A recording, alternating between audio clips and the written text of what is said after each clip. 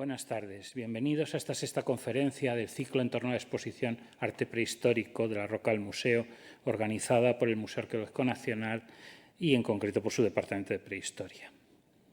Este 30 de junio coincide precisamente con la clausura de aquella exposición de 1921, cuyo centenario es uno de los motivos centrales para la muestra actual, que pueden ver en el MAN hasta finales del mes de julio y que posteriormente podrán contemplar en el Museo de Altamira y en otras sedes.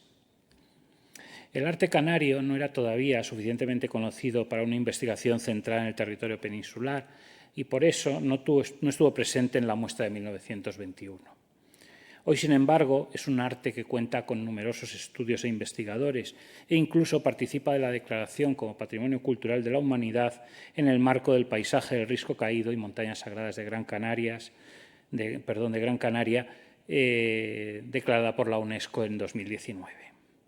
Hoy les proponemos centrarnos en un conjunto emblemático precisamente de Gran Canaria, la Cueva Pintada de Gáldar, y a partir de ahí relacionarlo con algunas características de un arte tan diverso como es el del archipiélago canario prehispánico.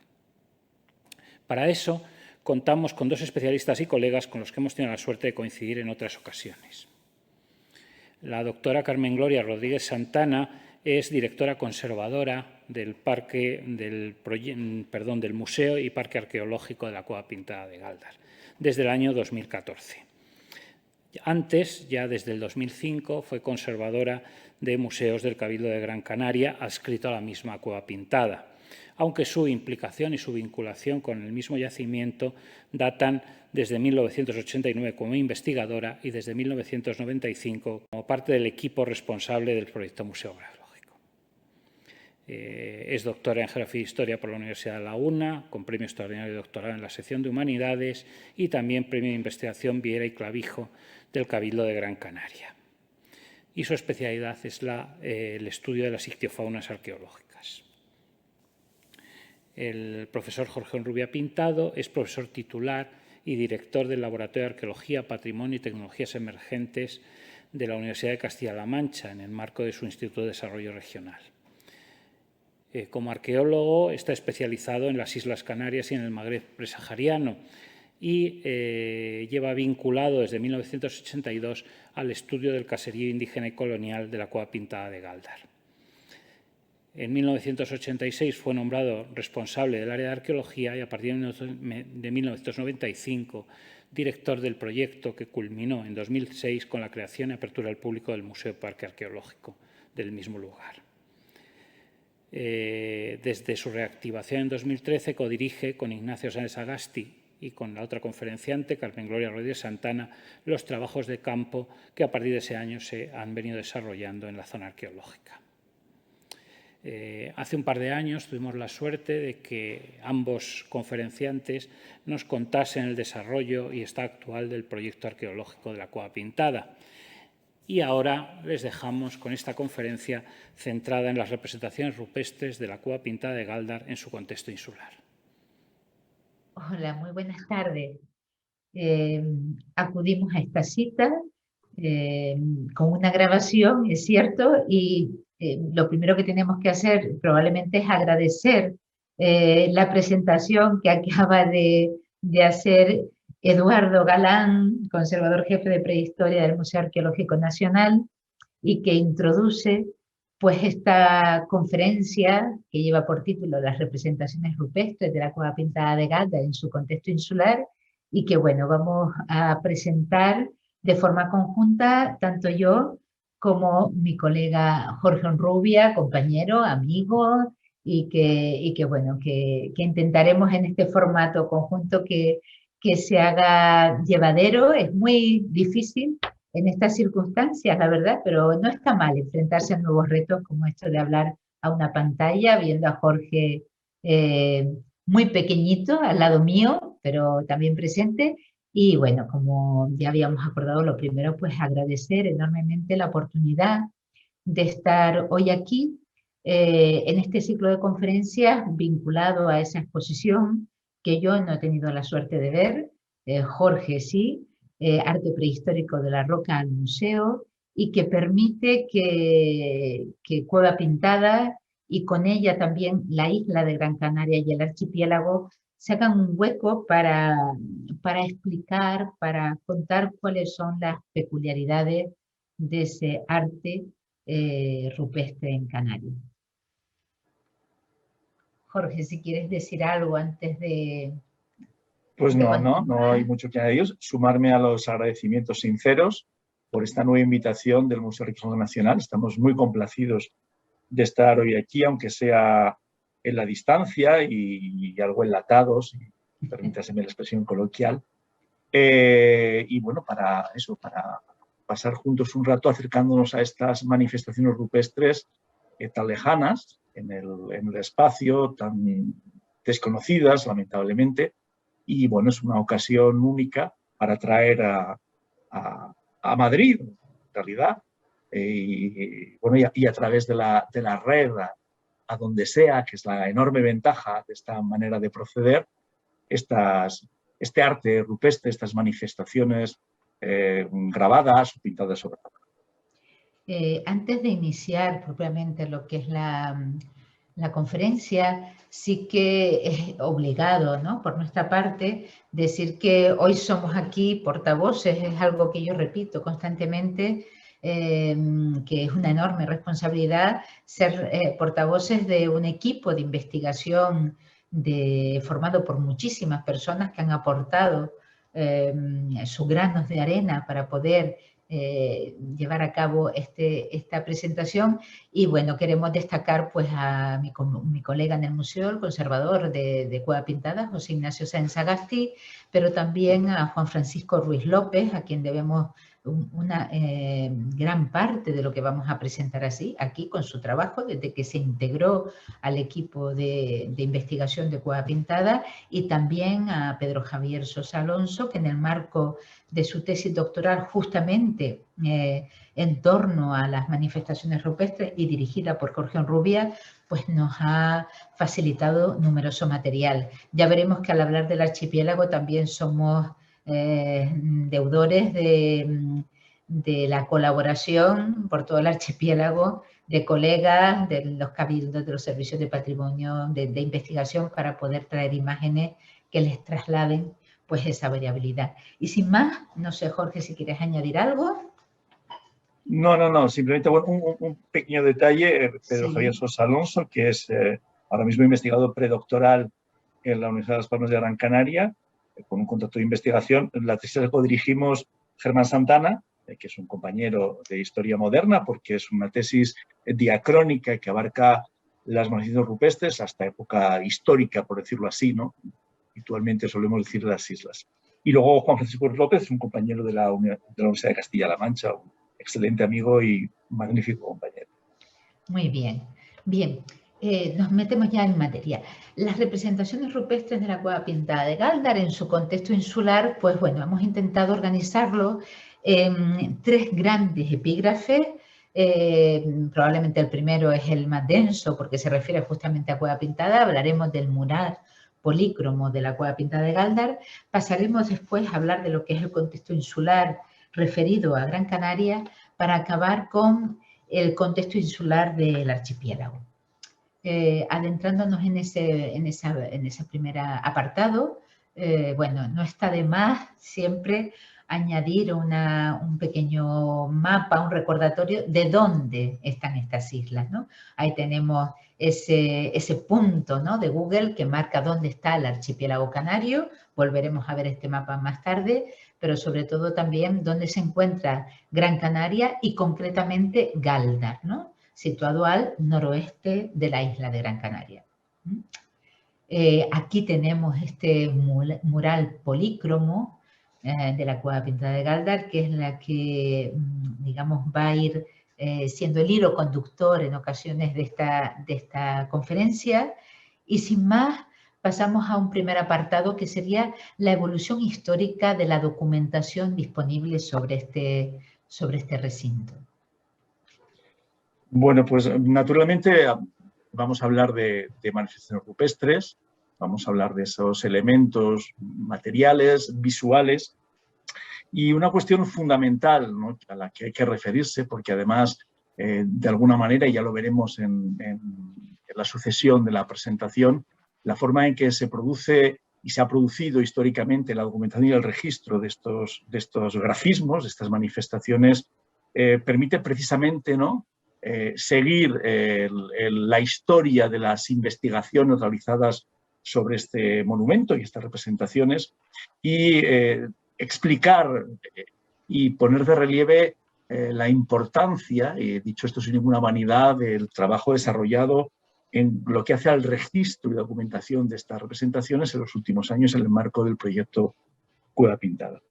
La Cueva Pintada, que han visto antes en una fotografía, que están viendo en estas representaciones, que es lo que nosotros denominamos cámara policromada.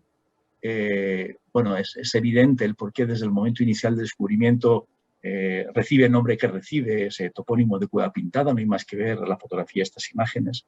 La cámara policromada y el complejo rupestre del que forma parte, que veremos a continuación, porque la Cueva Pintada en sentido estricto no es más que una parte, la cabecera en realidad, de una habitación rupestre, de una cámara artificialmente excavada en la roca, de una cueva artificial. Se descubre con toda probabilidad hacia 1862. Esto no es un asunto menor, porque desde luego es otro de los hitos que a nivel de la isla, del archipiélago y de toda España van jalonando esa historia de los descubrimientos del arte prehistórico, por simplificar, del arte rupestre, que precisamente conmemora la exposición en la que se integra este ciclo de conferencias.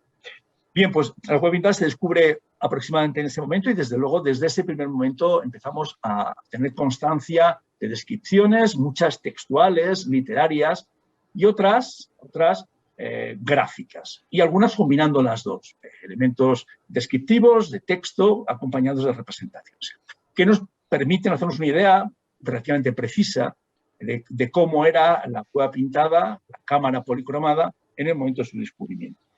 Ya el propio Diego Ripoche, que es el primero que da noticia de esta cavidad, en 1883, recogiendo los datos de una visita que realizó un año antes, describe las pinturas. Sabemos que hace algún dibujo, él mismo nos da información que utilizará posteriormente René Bernot, que vamos a continuación, lo que él llama especímenes, que lamentablemente se perdieron. Bien, en la imagen tienen dos de esas representaciones importantes, de todos estos jalones de la historia del registro gráfico de la pintada, que es un dibujo coloreado de Francisco Guillén, un maestro de Gáldar, de 1884, del que conocemos algunas copias, no tenemos mucho tiempo de entrar en demasiadas honduras, y a la derecha una imagen de una perspectiva de caballero, de un dibujo de René Bernot, que seguramente realiza en 1887 cuando visita, y tenemos constancia documental, incontrovertible, la Cueva Pintada. Lo interesante de este dibujo de una persona reconocidísima, un célebre antropólogo al que la bioantropología del archipiélago canario y singularmente Gran Canaria debe mucho, es un dato curioso, casi anecdótico, si quieren, pero que tiene mucho interés, porque es ese dibujo que ven ahí, en realidad está reproduciendo una maqueta de escayola de la Cueva Pintada que el propio Bernot presenta en la Exposición Universal de 1891 de París, la famosa exposición de la Torre Eiffel. Esa maqueta de escayola sabemos que es depositada por el propio Bernot en el Museo del Trocadero, el antecedente de lo que luego fue el Museo del Hombre, que a su vez es el antecedente del actual Museo del Quai Branly en París, pero desgraciadamente se perdió. Son dos elementos importantes que nos ayudan a hacernos una idea muy precisa de cómo, bueno, quienes describen esas representaciones la ven. En el caso de la derecha, ven que la pared, precisamente el lateral derecho, no aparece, y es porque efectivamente ya el proceso de deterioro que veremos a continuación a lo largo de la charla, en posteriores imágenes, era algo que se había producido y bueno, que había afectado seriamente a las pinturas y a su propia contemplación, pese a lo que parece sugerir el dibujo de Guillén, el que tienen a la izquierda, en que, bueno, pues esa pared derecha se ve cuajada de motivos. La siguiente, en este proceso de documentación vamos dando saltos. Un hito fundamental es el trabajo de Antonio Beltrán, don Antonio Beltrán y José Miguel Alzola, que son los responsables de un trabajo de recuperación, de primera recuperación de esta cavidad y de su entorno, de ese complejo troglodita, que realizan y publican en 1974 esta representación que tienen a la izquierda. A la derecha vamos a ver ahora la representación, estamos hablando de dibujos, en todo caso, y esto es importante, de dibujos en principio realizados sin tocar el original. Tienen a la derecha un dibujo muy fiel, realizado ya en el marco del proyecto Cueva Pintada por Miguel Ángel Núñez Villanueva, dibujante y restaurador, que ha estado mucho tiempo vinculado a las actividades de documentación y de restauración gracias a la Cueva Pintada. Es un trabajo que se realiza en los últimos años 90 del siglo pasado y que se publica en el 2003. La siguiente, Carmen. Bien.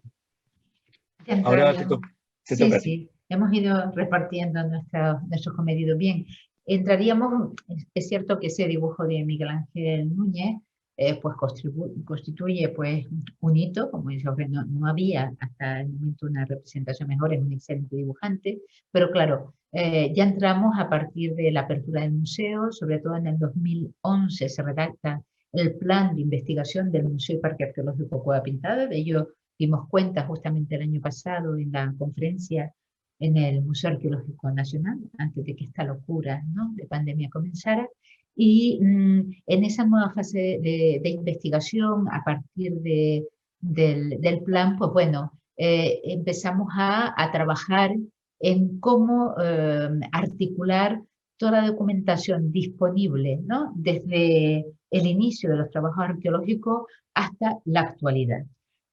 Fruto de ese trabajo, pues bueno, vamos a ver rápidamente los elementos que contribuyen a conocer mejor la Cámara decorada. Dentro de ese proyecto, fruto de un convenio entre el Cabildo de Gran Canaria y la Universidad de Castilla-La Mancha, que se desarrolló fundamentalmente el grueso entre el año 2014 y 2018, con varios documentos. Luego, a partir de ahí, ya entraron otras fases que han ido mejorando, ¿no?, todo lo que se adelantó en esa primera fase. Bueno, fruto de este trabajo, obtuvimos ya esta ortofoto, ya explicaremos a continuación los objetivos que tiene, que nos permite contextualizar, ¿no?, la ubicación de la Cueva Pintada en el entorno de este yacimiento del que estamos viendo esta imagen. Esta ortofoto fue obtenida mediante todo un sistema de modelización geométrica que utilizaba varias técnicas, fundamentalmente el escaneado. Dependiendo de si se necesitaba más precisión o menos, pues eran distintas las herramientas e instrumentos empleados para ello, pero para no detenernos en este aspecto, lo que sí que es cierto es que entre el modelado, digamos, entre las técnicas de escaneado láser y la fotogrametría, fue posible obtener toda una serie de información que estaba encaminada a, sobre todo, a incorporar toda esta documentación en lo que se conoce como, bueno, una base de datos espaciales, una infraestructura de datos espaciales que generó lo que nosotros conocemos como el SIDAP, el Sistema de Información y Documentación Arqueológica y Patrimonial.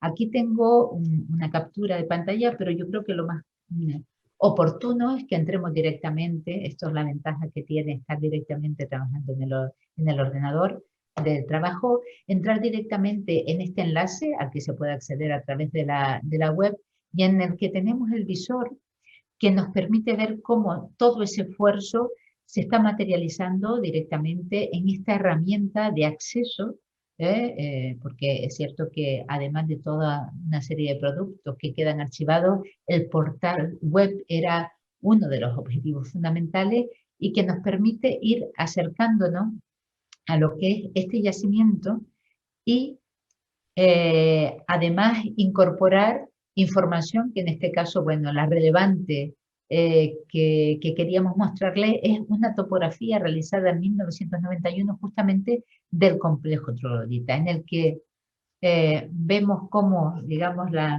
información obtenida analógicamente se superpone a toda esta base de datos y que nos permite ubicar en este, ¿no?, contexto la Cueva Pintada y darnos cuenta de que ocupa un lugar central en lo que es el caserío de la Cueva Pintada y que en realidad la Cueva Pintada, aunque como ha dicho Jorge, se descubrió, ¿no?, la fortuna que se cayó justamente en esta cueva con este mural polícromo, no está sola, forma parte de un complejo troglodita, de una gran complejidad, si me permiten esta redundancia, en la que tenemos distintas, ¿no?, distintas cavidades que desempeñarían funciones muy distintas, algunas de habitación, quizás otras de almacenamiento, y bueno, ya se hablará con más detalle de qué pudo ser, ¿no?, esta Cueva Pintada, que es la que tiene el friso geométrico.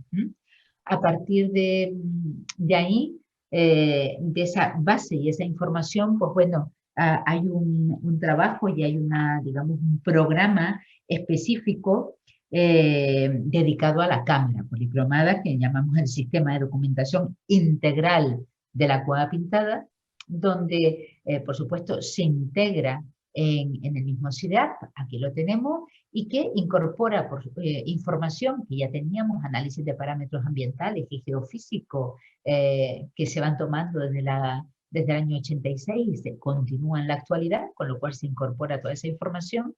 También todos esos análisis petrográficos y fisicoquímicos de soportes, pigmentos y cubiertas que también se habían realizado antes de la apertura del museo, pero he aquí, ¿no?, en este módulo central, pues esa fase de documentación fundamental, ¿no? En esa fase de documentación tenemos la modelización geométrica, como les había comentado al hablar del CIDAP, son distintas técnicas en función del lugar en el que se ubicaban y claro, la cámara decorada requería no de un escáner faro, que también se hizo y fotogrametría, sino de una mayor precisión, de aquí esta instalación con este láser Minolta, con Carlos Espadas realizando el trabajo, que ha permitido pues, hacer una modelización geométrica con un nivel de detalle y precisión que constituye una herramienta de trabajo que ciertamente disminuye, ¿no?, los momentos de acceso a la Cueva Pintada y eventualmente permitirían realizar una réplica perfecta, pero además se han hecho, como aparecía en ese esquema, pues análisis de los pigmentos, de los soportes.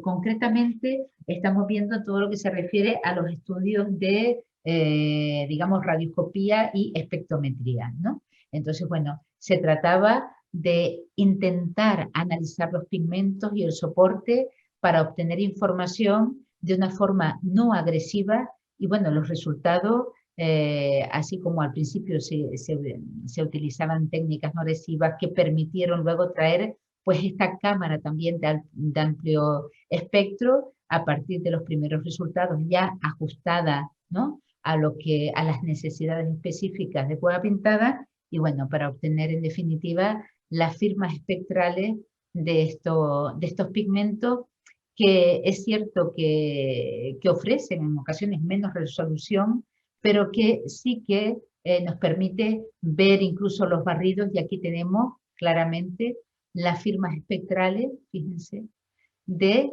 el blanco, el almagre, el rojo, y una de las informaciones más relevantes ha sido la del negro. Ha habido muchísima literatura, bueno, algo de literatura con respecto al color negro, si se trataban de huesos quemados, de carbones, si realmente había pigmento o no. Cuando se habían realizado esas muestras directas en los lugares donde parecía que podía haber algún tipo de color negro, no se encontraba pigmento alguno.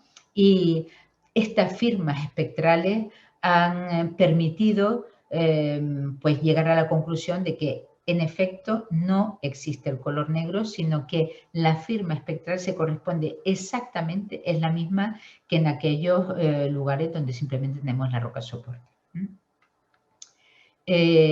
Dentro de esta fase de nuevos métodos de documentación, una vez que ya se habían culminado, ¿no?, todos los productos y todas las plataformas de acceso derivadas del convenio de colaboración entre la Universidad de Castilla-La Mancha y el Cabildo, pues es cierto que ya se abrieron nuevas puertas y una de ellas, las veremos ahora, se trata del calco digital. El calco digital era una herramienta que, por supuesto, lo interesante es que es un calco digital, además, modelado en 3D. A partir de ese modelado previo, se siguieron haciendo toda una serie de fotografías, ¿no?, que se podían ir aplicando y el resultado que vemos aquí, como Jorge también hablará de la sintaxis, nos podremos detener un poco más porque el tiempo va pasando rápidamente.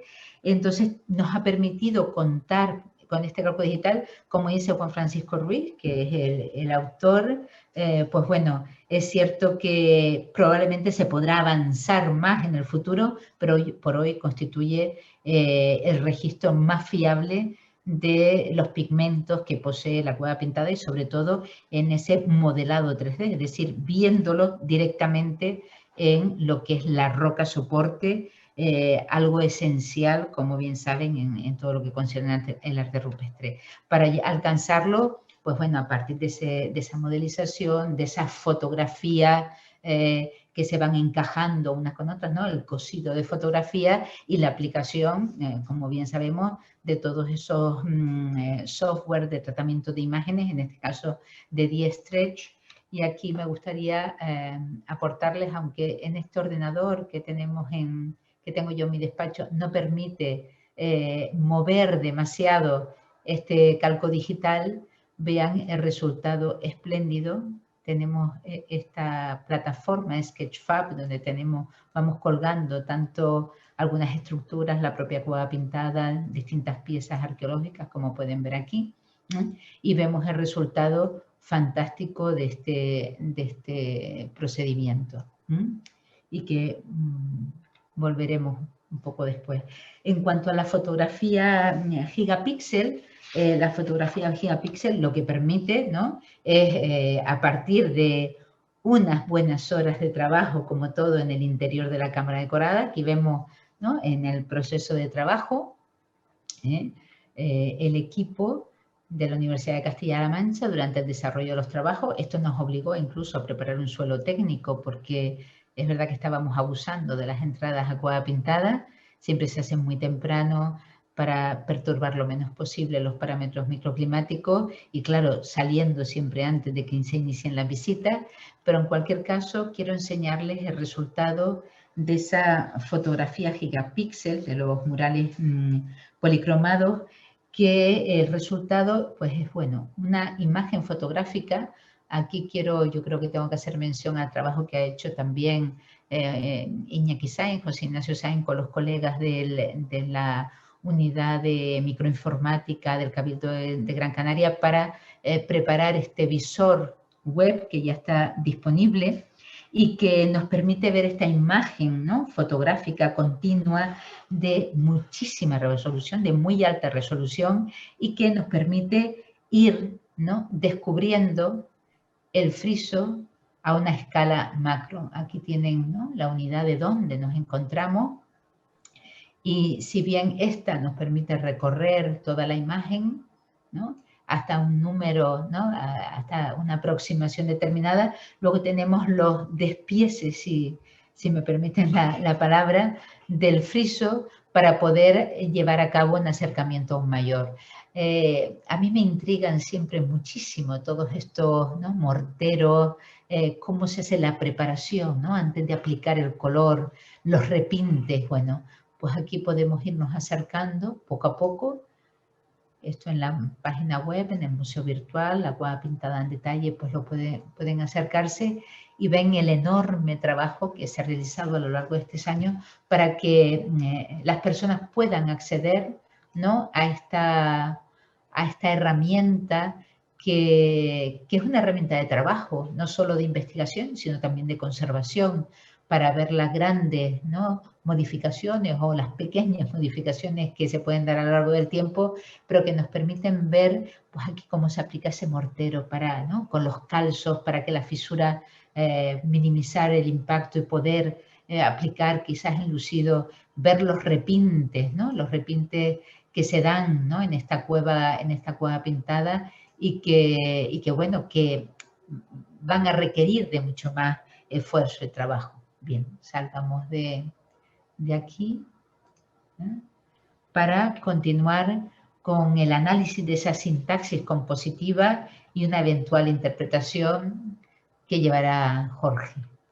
Bueno, pues me toca a mí ahora intervenir y, bueno, como han podido comprobar a partir de esos documentos de una calidad excepcional, que se unen también, naturalmente, a los datos de que disponíamos hasta el inicio, ¿no?, de estas nuevas labores y tareas de estudio, de examen, de registro de las pinturas, lo que estamos intentando hacer, y como ha dicho Carmen hace un instante, es un proyecto en marcha. Estamos, bueno, apenas empezando, ¿no?, a componer con toda esta información el estudio detallado de los murales pintados de la cueva pintada, de la cámara policromada, que nos llevarán en un futuro que esperemos no esté muy lejano a proponer, junto con el estudio del propio contenedor, de esa arquitectura por sustracción, que es la arquitectura rupestre, una interpretación de estos espacios y que, de manera paradójica, pues son casi hoy en día los menos conocidos. No hemos entrado demasiado en detalle sobre el proceso de descubrimiento y los primeros estudios y excavaciones en la cueva pintada, pero bueno, la forma en que tuvieron lugar, el momento, el contexto, hace que lamentablemente pues, se perdiera mucha información. Y es gracias a los trabajos de excavación arqueológica que estamos llevando a cabo en la cueva pintada desde 1987 y singularmente en los últimos años que estamos adquiriendo información que nos va a permitir repensar y reinterpretar esta cueva pintada junto, por supuesto, a estas nuevas labores de estudio y de análisis. En realidad, lo que podemos decir hoy en día, con los datos, insisto, disponibles, es, bueno, pues nos encontramos sin duda alguna ante un espacio arqueológico, rupestre, pictórico excepcional, y ya tendrán ocasión de comprobarlo cuando hagamos un recorrido por el resto de la isla, en que destaca una serie de elementos. Para empezar, y eso se ve claramente en por ejemplo, la fotografía Pixel y en ese escaneado de altísima resolución de clavado Carmen, estamos hablando de una resolución submilimétrica, nos encontramos con un espacio que ha sido cuidadosamente regularizado, preparado. Tendremos que estudiar las marcas de trabajo, de transformación, de alteración. Seguramente habrá que hacer arqueología experimental para intentar reproducir, pero desde luego ese soporte ha sido preparado cuidadosamente a partir de un diseño que parece pensado claramente aguas arriba. Como hemos visto antes en esa... bueno, yo no dejo de estar sorprendido, ¿no?, por esas imágenes gigapíxel, esas fisuras que han sido cuidadosamente rellenadas con pequeños cantos de fonolita, con pequeños calzos que han sido luego rellenadas, ¿no?, con esos morteros que son de naturaleza cambiante, con esos llagueados, con el fin de preparar la superficie para recibir la pintura. En algunos casos, como ven aquí en esta imagen, en la parte de abajo, esos toreros ocres, tenemos la certeza que además ha habido un preparado de base. En algunas zonas se manifiesta claramente, es decir, una técnica que nos recuerda más a la pintura mural, por decirlo así, que a lo que estamos habituados a conocer de pintura rupestre. De hecho, pues nosotros mismos cuando hablamos de las pinturas murales de la cueva pintada, a veces nos planteamos precisamente, ¿no?, esa pequeña contradicción. Si estamos hablando de pinturas rupestres, sentido que están sobre una roca manifiestamente tratada, o pintura mural, porque en efecto hay técnicas de preparado, de base, que nos recuerdan mucho, ¿no?, a la pintura. En fin, es posible incluso, y esto tenemos que desarrollarlo, en algunas imágenes parece adivinarse de manera clara, ¿no?, que antes de pintar, antes de aplicar esas playas de color a estos murales, haya habido un diseño previo, inciso, sobre la propia roca. Tiene la impresión que las personas que han procedido a la pintura de estos murales, de estos paneles, mujeres, hombres, bueno, es algo que a lo mejor también con el tiempo podemos intentar desvelar. Sí que sabemos, ¿no?, que en el mundo indígena de Piconal, al que corresponde, ya veremos algo de la cronología de esta cavidad y de sus pinturas, a que corresponden los textos de que disponemos que nos quiere Sociedad Canaria, da la impresión que las mujeres desempeñan un papel fundamental en la pintura y la decoración mural de las casas. Porque las casas, todas esas casas que rodean a la Cueva Pintada, que en efecto, como ha dicho Carmen, constituye el epicentro de esta zona del poblado, están todas ellas decoradas con pinturas murales. Naturalmente no de la complejidad, de la singularidad de esta cámara policromada, que era un espacio excepcional en muchos sentidos, ya lo veremos, pero sí con pintura. Por lo tanto, bueno, puede que estas mujeres, algunas de estas mujeres, seguramente algunas mujeres señaladas, ocuparan este papel. En todo caso, bueno, este asunto del diseño previo nos interesa muchísimo, trabajaremos sobre él y intentaremos dilucidar si realmente lo que hay ahí es un esquema que se realiza con instrumentos muy finos, permiten una incisión apenas perceptible sobre la que se pinta. En cuanto a los pigmentos, ya lo hemos visto, ha habido análisis de pigmentos, tomas de muestras desde los orígenes del proyecto, tanto para resolver problemas desde el punto de vista tecnopictórico como también desde el punto de vista de conservación. No olvidemos que en el origen de este proyecto hay un desafío de conservación de estas pinturas, muy amenazadas por el deterioro cuando se inicia en 1986 el proyecto Cueva Pintada. Hay que recordar que la Cueva Pintada se cierra al público en 1982, 10 años apenas después de su inauguración. Bien, pues efectivamente lo que ya sabíamos, lo que hemos estudiado y particularmente esa fotografía a píxel que demuestra la enorme variabilidad de los pigmentos, las superposiciones continuas, los repintes. Los pigmentos son rojos, ocres, variables, son blancos, son almagres, son arcillas aloisitas, los blancos, y son arcillas, los pigmentos ocres. Y en efecto, ya ha dicho Carmen, con mucha contundencia, el pigmento negro, del que a veces se habla, se ha hablado y se ha publicado, no existe. Lo que tenemos es efectivamente ese efecto de un color oscuro que genera la reserva de pintura de la propia roca, que seguramente, y esto es un dato también muy interesante, era de vez en cuando limpiada con agua, porque hemos encontrado diatomeas, algas, dentro de esos parcelas, de esas huellas sin pintar, que parecen corresponder a la aplicación de agua, seguramente para ir limpiando, ¿no?, del polvo que se va acumulando esa roca, para que apareciera el color de la roca y su propia alteración con ese color. Como están viendo estas imágenes, hemos visto antes la pared lateral izquierda, estamos viendo la pared frontal, elemento central de la cueva, y veremos ahora la pared derecha. Nos encontramos una serie de unidades gráficas en que podemos ir individualizando estos motivos que conforman, que se van agrupando en esas unidades que están viendo, de carácter marcadamente geométrico, el geometricismo de esta decoración que encontramos, por otra parte, en otras manifestaciones materiales, como las cerámicas pintadas, como las pintaderas, de las que no tenemos tiempo de hablar. Es un hecho incontrovertible, ¿no?, este carácter geométrico casi obsesivo, ¿no?, con este ritmo claro en el panel central, es evidente una simetría manifiesta, no total, como se observa, por ejemplo, en las unidades gráficas 16 y 17, que están desplazadas, como vemos, hacia la derecha en este caso, no están perfectamente centradas. Esos motivos circulares concéntricos o roleos tampoco tienen un ritmo completamente simétrico, pero en todo caso es evidente que ha habido una composición pensada, decidida, diseñada con anterioridad a su ejecución material. La pared derecha, ya lo decíamos antes, ¿no?, comentando la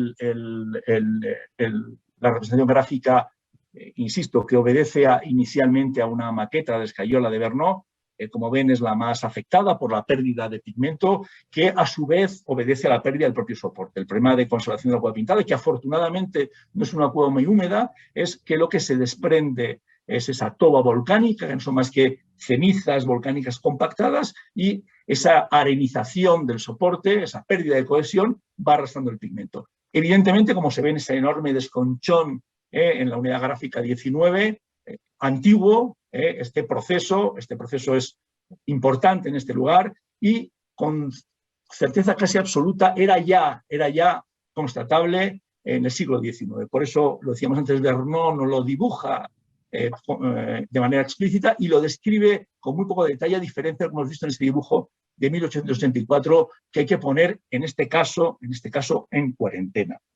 Bien, con todos estos datos, y no podemos entretenernos más, lo que vamos sabiendo, bueno, desde luego los trabajos que estamos desarrollando han tenido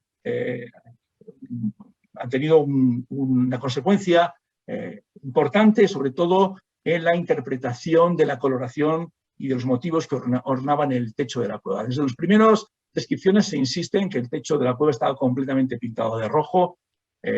Algunos autores y algunos relatos nos hablan de que lo que había en realidad era un enorme sol de color rojo. Bien, bueno, lo que estamos viendo aquí es que efectivamente hay embadurnamientos y playas de color en todo el techo de la cueva que parecen a veces conformar motivos. Ahí tienen, por ejemplo, la unidad gráfica 21, donde parecen adivinarse 3 triángulos. Bueno, esto tenemos que seguir indagando para poderlo certificar. Bueno, puede ser también que hay una pérdida de color de carácter aleatorio que al final pues parezca conformar estos triángulos. Lo que sí que es evidente y es un descubrimiento notabilísimo en ese cuadrado que ven a la izquierda punteado sobre el ángulo superior derecho del techo, que tenemos en detalle a la derecha lo que ha puesto al descubierto esos trabajos, y seguramente este esfuerzo encomiable que hablaba Carmen, de Juan Francisco Ruiz y Cristina, es unos motivos circulares concéntricos, no de color blanco, como teníamos en esos quesos de los que a veces hablan algunos relatos, sino de color rojo. Se ven perfectamente en el detalle a la derecha, y es una novedad digna de ser reseñada, que pues, seguramente se verá acompañada de otras en el futuro. Bien, bueno, con todos estos elementos, ¿qué podemos decir sobre algo que seguramente les interesará, como a nosotros, ¿no? ¿Qué podemos aportar hoy en día sobre la función de estos diseños, de estas pinturas, sobre su interpretación, qué significaban, si significaban algo, eran arte, tenían una finalidad explicativa, simbólica, mítico-ritual, en fin, bueno, no vamos a entrar ahora en Honduras.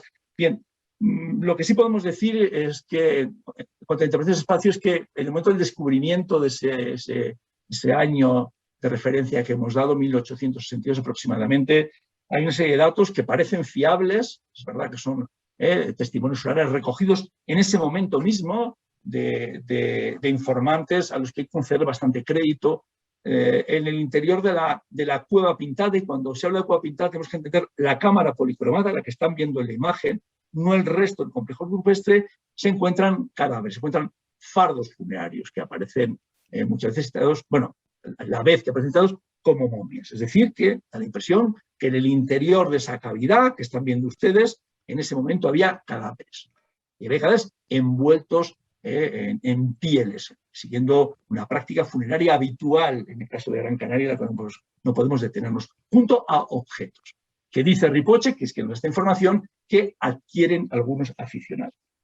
Lo cierto es que la tipología constructiva del conjunto del complejo, lo que vamos conociendo del resto del yacimiento, junto a algunos textos, estos más antiguos del siglo XVII, es verdad que son textos que son escritos 200 años después de la conquista de la isla, del final del mundo indígena, para que lo entendamos, por lo menos la sociedad, ¿no? Compleja, diferenciada, que puebla la isla hasta la llegada de los europeos y que sucumbe a la penetración de los castellanos, aunque es importante resaltar que en Gáldar, en el poblado de Aguapintada, subsiste después de la conquista un contingente importante de indígenas de Gran Canaria. Bien, digo que estos datos del siglo XVII, junto con las observaciones arqueológicas de las que somos partícipes y algunas más que no hemos visto, nos invitan a pensar que, bueno, pues seguramente este espacio, que era un espacio funerario, si damos crédito a estas informaciones, pero también de habitación y seguramente también de almacenamiento, si creemos estos textos, que estaba pintado pues con las pinturas que están viendo, porque hay un texto del 17 que describe manifiestamente la decoración que están contemplando ustedes, no tenemos tiempo de entrar en detalles, era lo que podríamos asimilar a lo que se conoce presente desde el momento mismo del contacto de los europeos, de la conquista de la isla, como el Palacio del Guanarteme, es decir, esa vivienda donde se asentaba la cabeza del linaje aristocrático que gobernaba la isla en ese momento, aparentemente a partir de una segmentación que tiene lugar pues, seguramente algunos años antes, algunas decenas o cientos de años antes de la conquista, entre bueno, pues el poblado de Gáldar y el poblado de Telde. Bueno, pues seguramente ese señor de las partes de Gáldar, ese rey, como le llaman muchos textos, pues residía en este lugar que debemos interpretar seguramente como una, bueno, pues eso, como una casa gentilicia, como una casa de los orígenes, de los ancestros, que quizá fueran esos cadáveres, ¿no? que son encontrados en el momento en que se descubre esta cavidad. En consecuencia, bueno, es posible imaginar, si eso es así, si aquí lo que tenemos es un lugar de residencia del linaje decano, del linaje aristocrático de la isla, que toma su legitimidad de los ancestros que están en ese lugar, bueno, pues pensar que esta decoración tendría una explicación más en la línea de lo heráldico, de lo emblemático, que de lo propiamente narrativo. Por supuesto, hay otras interpretaciones posibles, algunas muy sugerentes, como esa que ha asociado estos motivos a un calendario que se ha publicado, nuestro amigo José Barrios, Pepe Barrios, y bueno, en fin, en esa línea estamos trabajando y seguramente a partir de ahí tenemos que interpretar el resto de los elementos, algunos enigmáticos, como esas cazoletas que aparecen en el suelo, para los que, bueno, pues alguna interpretación vamos proponiendo y que seguramente con el tiempo podamos ir desvelando. Muy bien, Carmen. Bien. Perdonen que deberíamos haber puesto la imagen de todo el conjunto, ¿no? De ese calco digital, que yo antes no nombraba a Cristina Oviedo porque me empeñaban que era Clara Oviedo y decían no era Clara. Por eso no la citaba y lo tenía ahí puesto en la elaboración del calco. Pero bueno, y entonces bueno, he vuelto para atrás porque creo que quedaba muy bien en esa sintaxis compositiva, pues ver, ¿no? El conjunto. Y ya pasamos rápidamente, como somos muy egoístas, hablaremos más de nosotros que del resto, pero bueno, del contexto insular.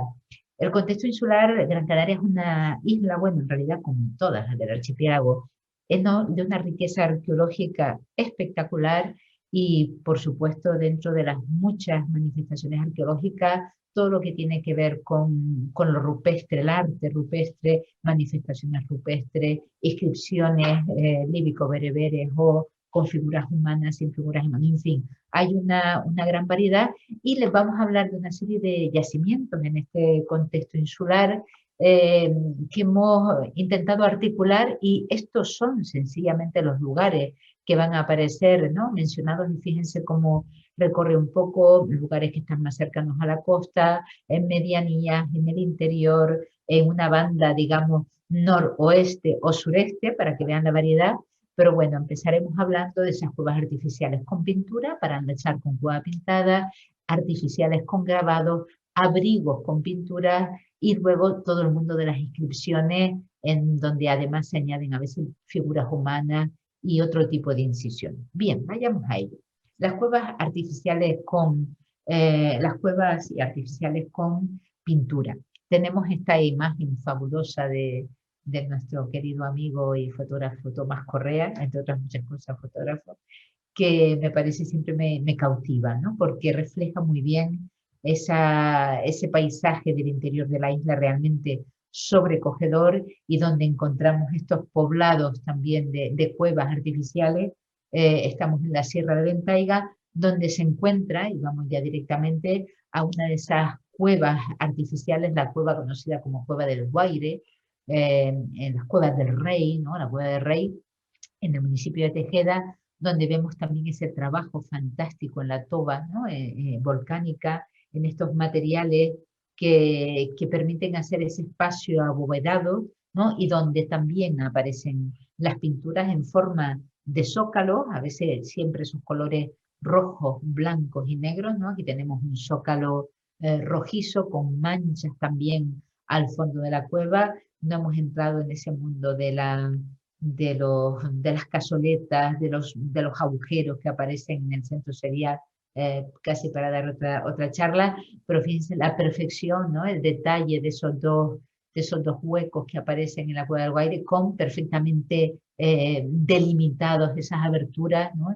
En la parte del dintel y laterales, como el rojo, blanco y la pintura que aparece aquí. Pasamos a otra cueva en Agüime, en la cueva de Morros de Ávila, donde siempre se ha apreciado perfectamente este triángulo, ¿no? Es lo que todo el mundo ve al entrar y nadie duda de que existe este triángulo en la cueva de Morros de Ávila, pero la aplicación de esta técnica, ¿no? de este tratamiento de imagen de D-Stretch permite, ¿no? vislumbrar quizás otros elementos que, si vuelvo atrás, pues también es verdad que aparecen aquí y que es verdad que remiten, ¿no? a ese universo de cueva pintada, triángulos, rectángulos que parecen delimitados y luego partidos, ¿no? dejando también ese triángulo. En fin, es ese universo, ¿no? de las cuevas artificiales. Aquí tenemos el calco realizado por Pedro Soso de la cueva de Amurga, donde aparecen esos, como decimos que nosotros hablábamos siempre de círculos concéntricos, ¿no? Aquí los tenemos con ese punto final, aquí tenemos otro, que Juan Francisco Ruiz siempre habla de esos roleos, ¿no? permanentes en cueva pintada, y como bien decía Jorge, pues aparecen en las pintaderas de forma recurrente en decoraciones variadas. Nos vamos a la mesa de acusa, donde tenemos ya pues una serie de cuevas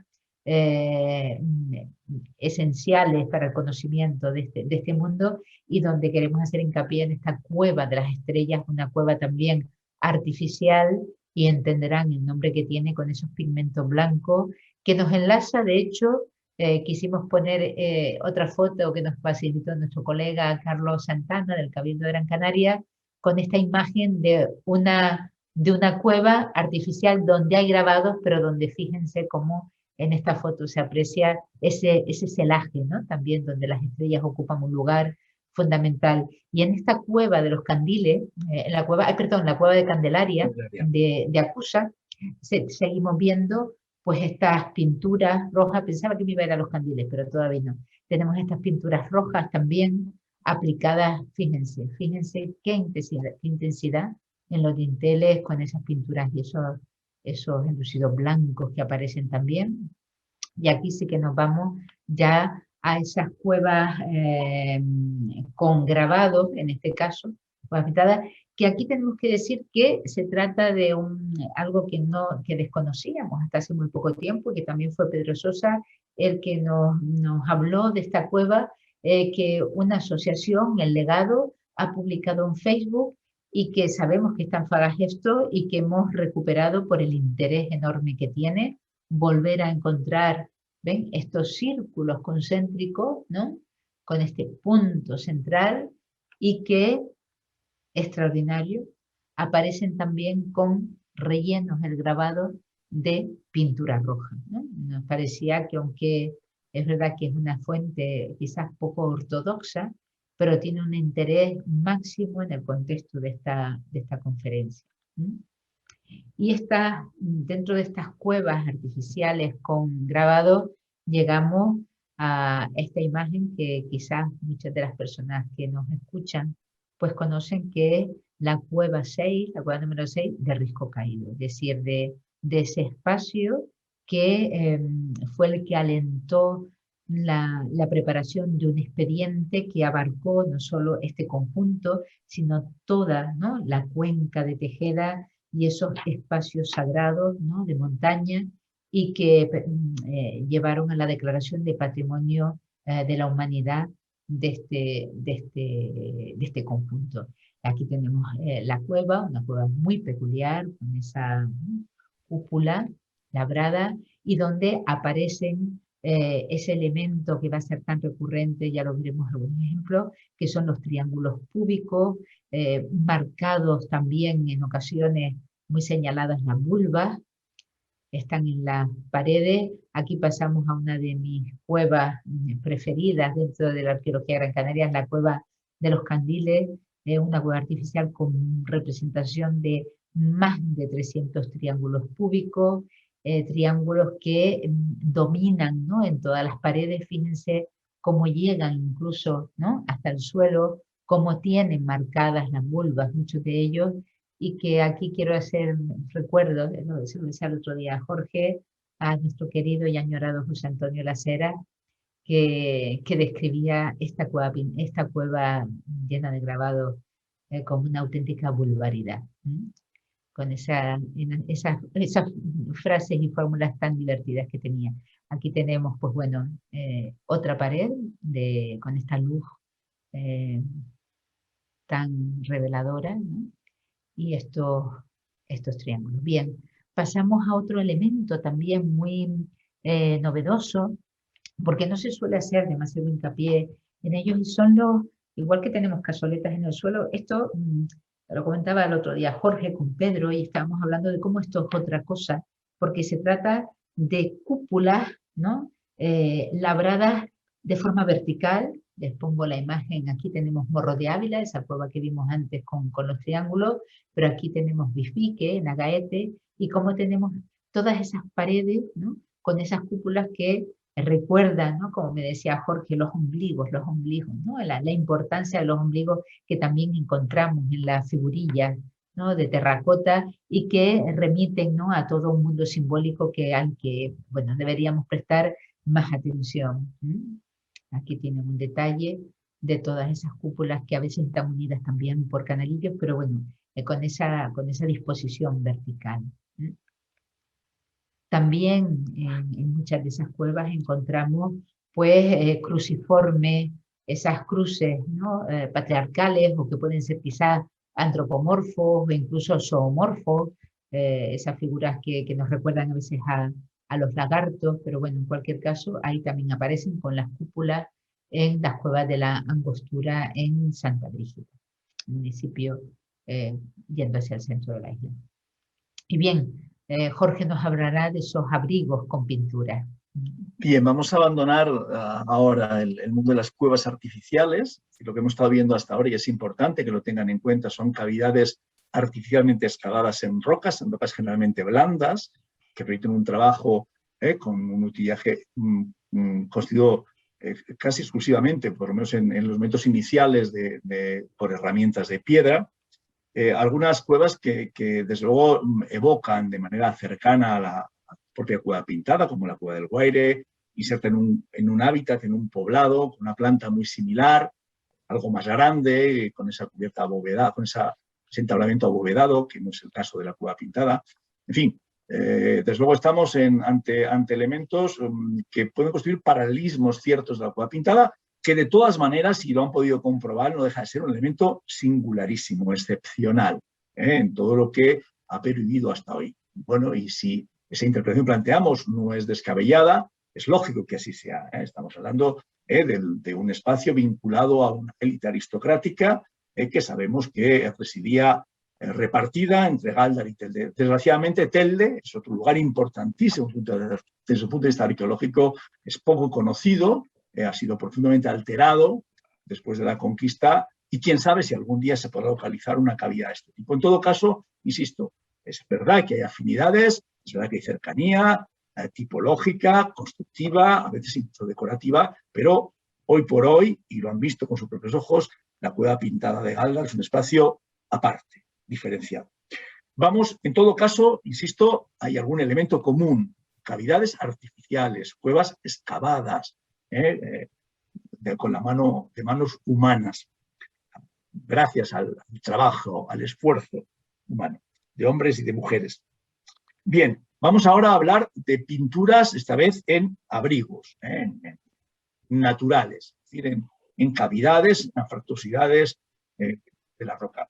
Y lo comentábamos antes, no vamos a hablar de todos aquellos que existen, pero es cierto que en el caso de Gran Canaria, a día de hoy se conocen muy pocos, los dos que vamos a presentar y poco más, Este es el caso de estas cuevas de Cubas, en Telde, de este abrigo muy próximo a un hábitat que fue también localizado y estudiado y publicado inicialmente por Pedro Sosa en el marco de su trabajo conducente a la elaboración del tesis doctoral.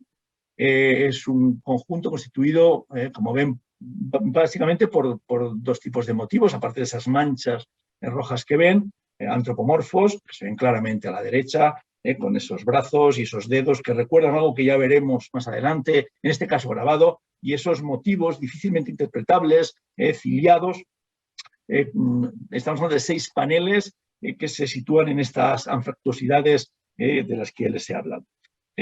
Aparte de estos motivos que ven ahí, en su aspecto natural, entre comillas, en la fotografía hay poco de natural, ya lo saben, pero no resaltados a través de esa magnífica herramienta que es de Stretch, encontramos otro yacimiento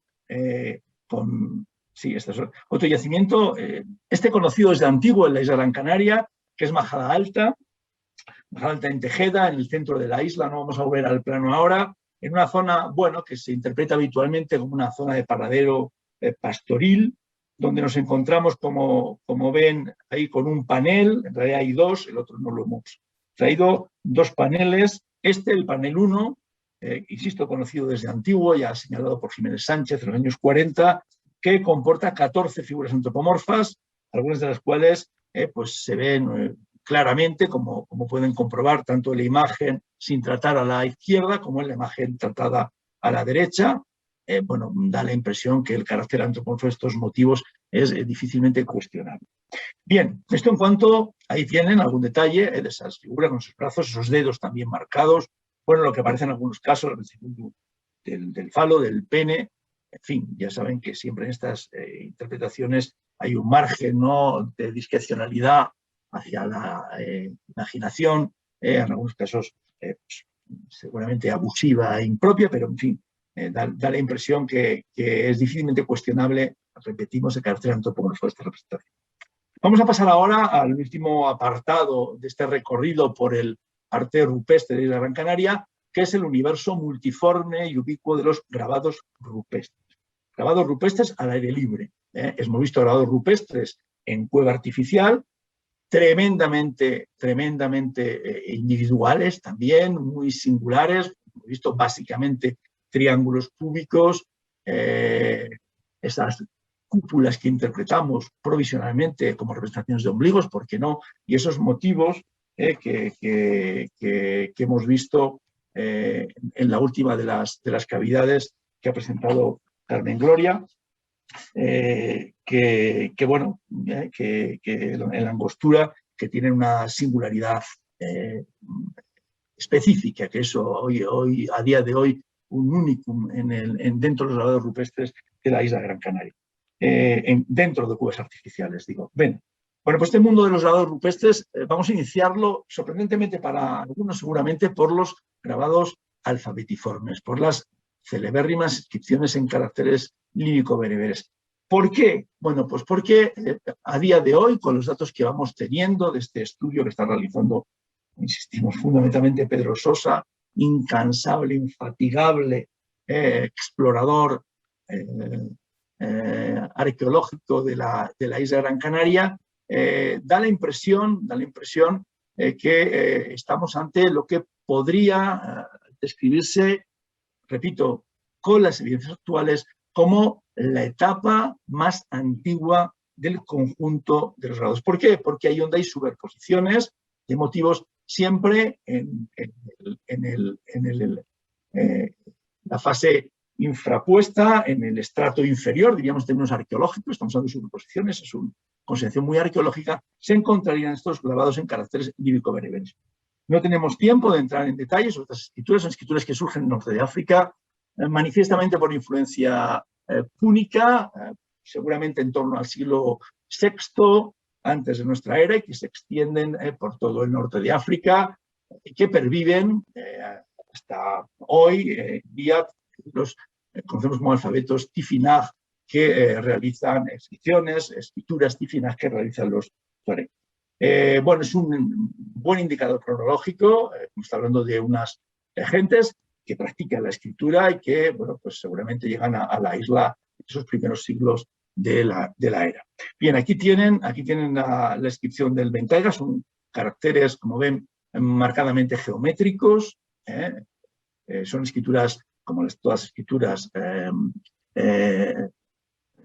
semíticas, consonánticas, solo notan las consonantes, con lo cual, bueno, pues se presentan problemas importantes de lectura e interpretación, pero bueno, ahí tienen estas inscripciones de Ventaiga, incisas, como estas que vamos a ver a continuación, de la Hoya de Toledo, en San Bartolomé de Tirajana. Ventaiga ya lo hemos visto, es Tejeda, la cuenca de Tejeda, esa zona que entra dentro del ámbito de la declaración como Patrimonio Mundial de la Humanidad, y Hoya de Toledo en San Bartolomé de Tirajana, en el sur de la isla, que presenta a día de hoy el conjunto más numeroso de inscripciones líbico-bereberes que tienen aquí. Claramente pueden apreciar en este calco digital la configuración de esos motivos, de esos 22, 23 caracteres, cuyo valor a veces no tenemos del todo claro, en el caso de estas inscripciones rupestres, cosa que no ocurre con otro tipo de inscripciones más estandarizadas, que conocemos fundamentalmente con el nombre líbico oriental, para el que disponemos además de inscripciones bilingües. Bien, estas también son incisas, y estas que tienen ahora de sus ojos son piqueteadas. También son inscripciones líbico-bereberes. Esto es el yacimiento de la Angostura en Santa Brígida, que ven aquí, donde aparecen estos motivos. Bien, dentro de los grabados, caracteres líbico-bereberes alfabetiformes, nos encontramos con algunos en que se asocian, esto es muy interesante, para rastrear esa secuencia, escrituras líbico-bereberes en caracteres geométricos con antropomorfos. Este es el caso, por ejemplo, de la necrópolis de Arteara, en San Bartolomé de Tirajana, que tienen en su imagen, ahí ven una serie de motivos incontestablemente antropomorfos, junto a inscripciones en caracteres líbico-bereberes. Esta misma asociación se produce también en el Barranco de Balos. El Barranco de Balos es, sin duda, el yacimiento rupestre más importante de Gran Canaria.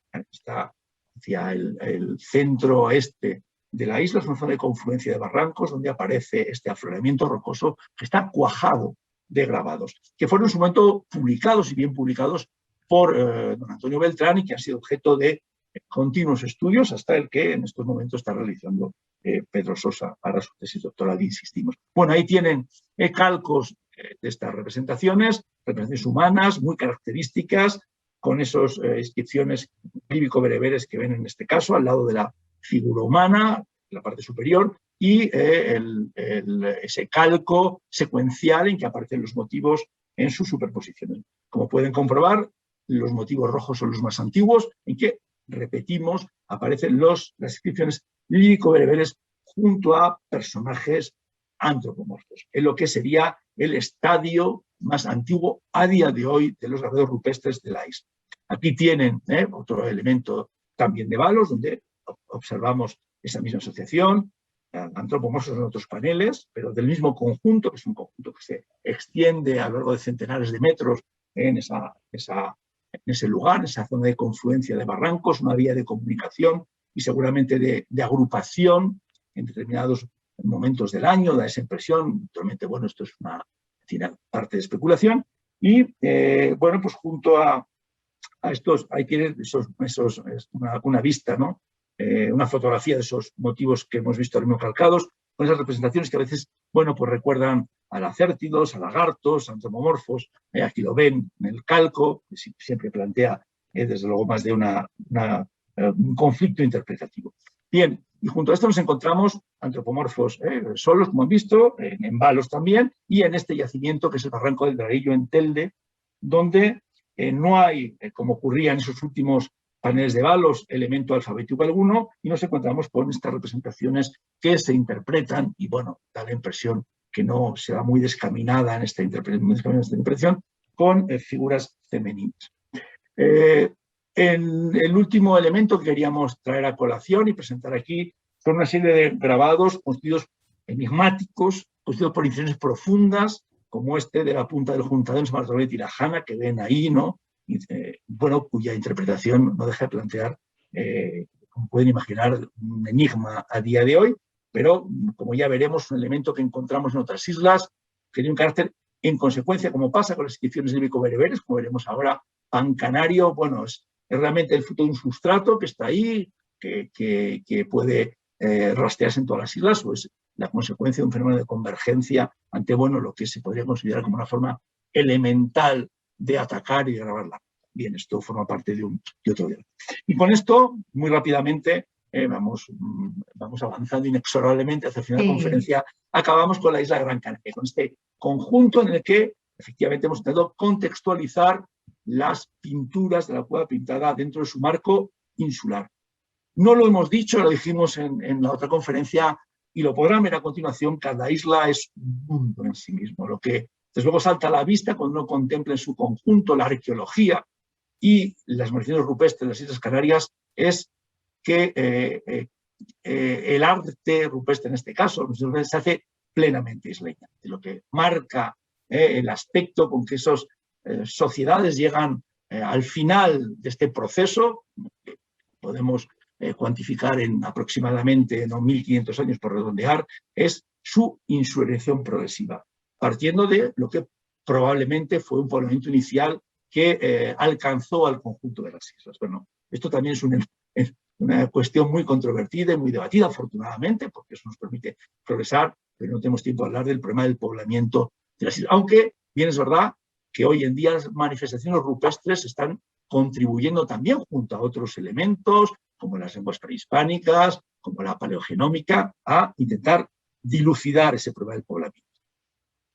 Bien. Bien, bueno, como bien decía Jorge, es complicado. Vamos avanzando. Yo creo que ya hemos sobrepasado el tiempo del que disponíamos, pero bueno, vamos a hacer un viaje por estas islas que, como bien saben, desde hace poco ya somos 8 oficialmente, pero vamos a hablar solo de 7 porque no tenemos, ¿no?, manifestaciones rupestres por ahora y en esta presentación de La Graciosa. Hablaremos del hierro, vamos a hacer un barrido, digamos, desde el oeste hacia el este y empezaremos con el hierro, La Palma, La Gomera, Tenerife y saltaremos para llegar a Fuerteventura y Lanzarote. Bien, pero muy rápidamente. Aquí tenemos una de las manifestaciones rupestres más descubierta además recientemente, relativamente reciente, que es el de la restinga en el hierro, y volvemos a esos caracteres alfabéticos, ¿no? Con ese alfabeto líbico bereber que está presente en la isla del Hierro y en esta isla tan singular, bueno, todas lo son, pero fíjense cómo está grabado en la colada, ¿no?, volcánica, unas lavas cordadas que llegan hasta la Restinga y que son espectaculares. Recuerden que la Restinga es donde tuvo lugar, ¿no?, recientemente esa erupción, bueno, ya han pasado 10 años, pero incluidas las restingolitas que aparecieron en nuestra vida, pero bueno, hace ya 10 años y fíjense qué maravilla de colada. Hablaba con un geógrafo que me encontré recientemente y me decía que está cansado de caminar por estas lavas y claro, nunca se había dado cuenta que había grabado porque no es lo que mira, ¿no? La cueva del agua, también esos caracteres alfabéticos, y para llegar al yacimiento por excelencia solo un par de imágenes que es el Hula, ¿no? El Hula en el Hierro, aparte de que es un espacio único, excepcional, donde se ha conseguido tener una especie de reserva arqueológica y natural, no se puede acceder hasta este lugar ya, a no ser que sea acompañado por el personal que realiza las visitas guiadas, ya sea caminando a pie. Es una zona muy complicada, de difícil acceso, con condiciones muy duras, pero es cierto que fue uno de los primeros lugares en donde se descubrieron, ¿no?, estas manifestaciones rupestres, ¿no? El primero. Sí. El primero en la historia de los descubrimientos ocupa el lugar prístino, por excelencia, ¿no? Sí. Decir solamente que la isla del Hierro, a pesar de su carácter marginal, de esas islas menores, como dices, un tono, bueno, que suena despectivo, ¿no?, solemos decir, es la isla que a día de hoy alberga la mayor cantidad de grabados alfabetiformes en caracteres líbico-bereberes de todo el archipiélago, ¿no? Se cuentan por centenares las escrituras, los caracteres en esta isla. Ahí tienen eso, el Hulan con esas coladas, ¿no? Le aparecen efectivamente otro tipo de elementos, además de los alfabetiformes. Sí, con ese Sigamos. piqueteado, con esa técnica tan, Sí, tan peculiar, sí. Bueno, seguimos y pasamos, damos un salto, ¿no? A la isla de La hacia el Palma, norte, hacia el hacia el norte. norte de la isla de La Palma, con el Calvario, Garafía, una estación muy conocida. Y fíjense que, bueno, Jorge Páez me dijo, te voy a mandar 3 fotos. Dice, pero ya verás qué fotos. Bueno, es verdad que Tarekode hizo un trabajo, ¿no? Hace unos años, fotógrafo, recorriendo todo el archipiélago, y es verdad que aquí encontramos todo este universo que, bueno, que se ha hablado de esas conexiones, lo entenderán, entre la isla de La Palma y el mundo céltico, bueno, probablemente o nada que ver, ¿no? En fin, estamos hablando de espirales, muchas veces incluso en Gran Canaria y otras islas se menciona la espiral, cuando la espiral es algo consustancial a la isla de La Palma, al igual que los meandriformes y Sí. estas formas, fíjense Hay qué círculos estación. concéntricos, los hemos visto en Gran Canaria, pero es verdad que en Gran Canaria, bueno, espiraliformes, bueno, una pintadera, ¿no? Que precisamente se custodia la cueva pintada. Sí, A día de en hoy, Palos hay 2, y pero así, como el arranque, ¿no? De una espiral, es sí, decir, que no en es. fin, nada que ver con este mundo que tienen aquí, que, bueno, que una vez más insistimos, es, bueno, es muy propio, muy suyo, muy singular. Esa idea de la isla como elemento de referencia en el territorio simbólico y gráfico, ¿no? Vinculado enormemente a esa isla, una isla donde el pastoreo y los recorridos, el conocimiento del medio es fundamental, y donde todos estos grabados en muchas ocasiones van jalonando, ¿no? Todos esos hitos. Y Jorge Páez, director del Museo Benaguarita y también, digamos, inspector de patrimonio, ahí en el Cabildo tienen todo en uno, nos facilitó estas imágenes. Dice, bueno, te voy a enviar una de Cueva Tiznada, un descubrimiento muy reciente, ¿no? De cuevas con estos antropomorfos que son los primeros que se descubren en la isla de La Palma, con lo cual le agradecemos. Ha habido solo una presentación casi en la prensa con la directora general de Patrimonio Cultural y el Cabildo de La Palma, y bueno, aquí los tenemos también en primicia casi En primicia, sí. Sí, a ustedes. Y bueno, saltamos a La Gomera, nuestro querido amigo y colega, ¿no? Juan Carlos Hernández nos remitía algunas de las imágenes que le vamos a poner. Son solo 3. Aquí tenemos las Toscas del Guirre en el municipio de San Sebastián, bueno, el topónimo que he conocido en la isla de La Gomera, y donde vemos, pues bueno, esos alfabetiformes también unidos a otros signos, pero que son muy relevantes por su escasez en este caso, porque lo que realmente predomina en la isla de La Gomera, me hablaba de un 80 tirando al 90% de todas las representaciones rupestres en la isla, pues son estas rayas, ¿no? Estas paralelas, Estos surcos, incisos, surcos muy que profundos, recuerdan, sí, a lo que hemos visto, sí, a lo que hemos en Gran visto Canaria, en Gran Canaria, en el ¿no? Juntadero, por ejemplo. Y luego es verdad que la huella del Cardón pues tiene, pues bueno, toda una serie de signos que aparecen diferentes y que se reúnen aquí, que bueno, que como nos ocurre en muchas ocasiones son muy difíciles de interpretar, pero bueno, para mostrar esa diversidad.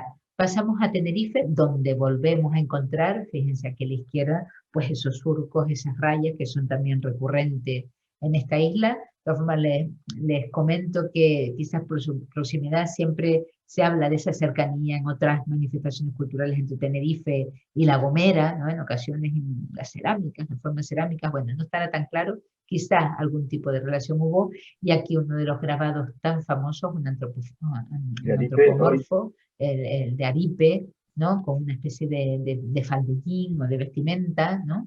Y Tristemente que, desaparecido, este grabado ya no existe. Si esto es un testimonio histórico, lamentablemente, bueno, en su momento fue publicado y se dispone de mucha información, pero no deja de ser una pérdida irreparable. También en Picollés, que en Buenavista del Norte, esta es digamos, un grabado que es, bueno, muy conocido, se le conoce, bueno, como la quesera, especie de soliforme.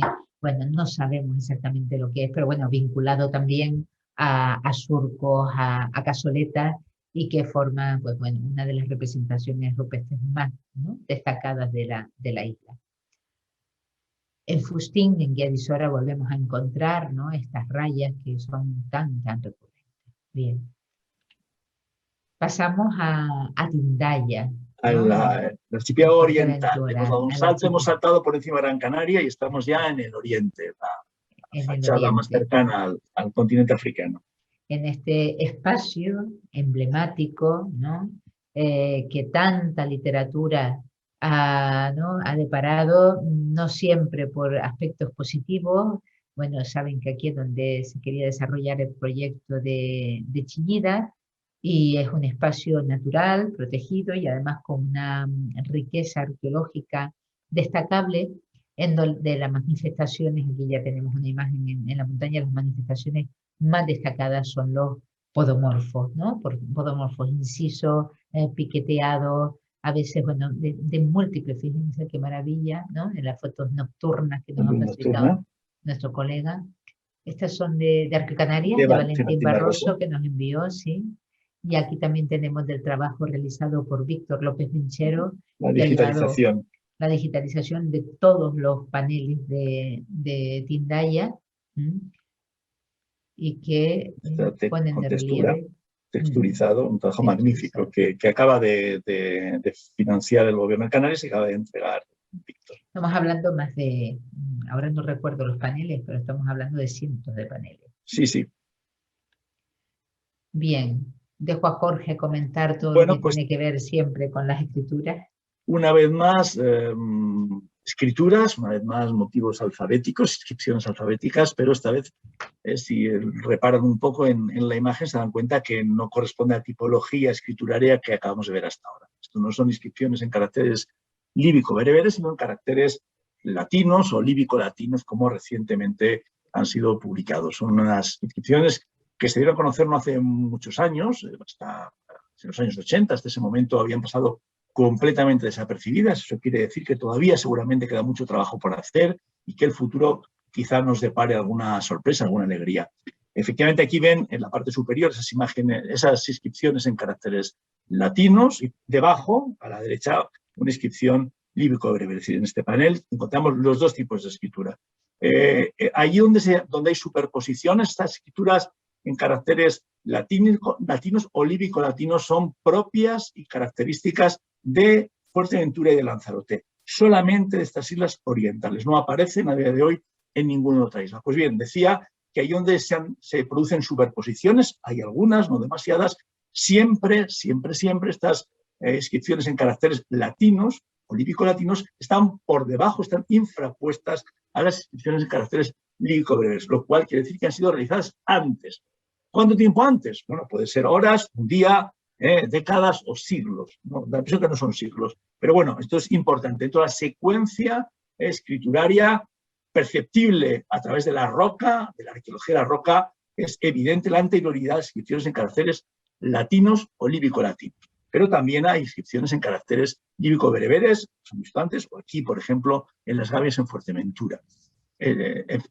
Ahora estamos ya en Lanzarote, un poquito al norte de Fuerteventura, una isla muy cercana y muy vinculada arqueológicamente, lo ha dicho antes Carmen, en relación a La Gomera y Tenerife, son muy próximas, aunque cada isla se comporta como un universo, a veces aparte, ¿no? Singular, como un espacio realmente ensimismado. Es verdad que así como La Gomera y Tenerife parecen alguna vinculación, ocurre lo mismo con Lanzarote y Fuerteventura, donde hay afinidades manifiestas que comienzan a pensar en un poblamiento inicialmente compartido. Bueno, pues aquí nos encontramos también, como hemos visto en Fuerteventura, con motivos podomorfos, que lo ven claramente, ¿no? En este caso, incisos, que aparecen ahí justo en el lugar que está señalando Carmen, en Femés, en Lanzarote. Una vez más, esos motivos rayados, ¿no? Bueno, que nos interpelan, ¿no? De una manera inquietante y a veces desesperante, ¿no? Para intentar entrar un significado que se nos escapa, ¿no? Desgraciadamente. Una vez más, estamos, insisto, en Lanzarote, en Zonzamas, el conocido yacimiento Zonzamas. Estas inscripciones, el famoso Sincicaba, es la lectura, ¿no? de esas letras, ¿no? Siguiendo la fonética que conocemos, desde el punto de vista latino. Nunca está de más recordar que una cosa es la escritura y otra la lengua que transcriben. Un mismo alfabeto se puede emplear para transcribir distintas lenguas. Esto, desde luego, es lo que plantea problemas serios de cara a la interpretación, pero pues, además estas inscripciones latinas o lírico-latinas, en este caso de Zonzamas, que guardan una afinidad estrechísima con lo que hemos visto en Fuerteventura. Y también, en este caso en Cueva Paloma, inscripciones en caracteres lírico-bereberes, ¿no? Que dan idea de esa complejidad del poblamiento y esa vinculación cada vez parece más clara entre esa inicial conocimiento de Canarias y la posibilidad de la llegada de gentes con alguna vinculación con el mundo romano, con la República o el Imperio Romano. Bien, dejo concluir a Carmen para que cierre el ciclo, para que nos cierre ese círculo excavado en la memoria que pretendemos dejar con esta conferencia, despidiéndose de todos ustedes. Muchas gracias, Jorge. Bueno, gracias de nuevo al Museo Arqueológico Nacional por permitirnos hacer esta incursión. No sé si agradecerles también el adentrarme en esta nueva fórmula de conferencia y no sé cuánto llevamos hablando, pero bueno, dado que no vamos a tener casi hora y cuarto, casi preguntas ni respuestas, pues bueno, a lo mejor podemos simular que nos hemos pillado todo ese tiempo que en ocasiones se despierta, ¿no?, la curiosidad del público y que lleva a continuar un ratito con el debate en torno a estas pinturas. Y le decimos adiós y gracias con este fotograma de la cápsula, una pieza audiovisual de David Pantaleón para Cueva Pintada, en el que, bueno, esos motivos pintados se organizan de otro modo para contarnos otra historia. Muchas gracias. Muchas gracias. Y hasta la próxima. Eso.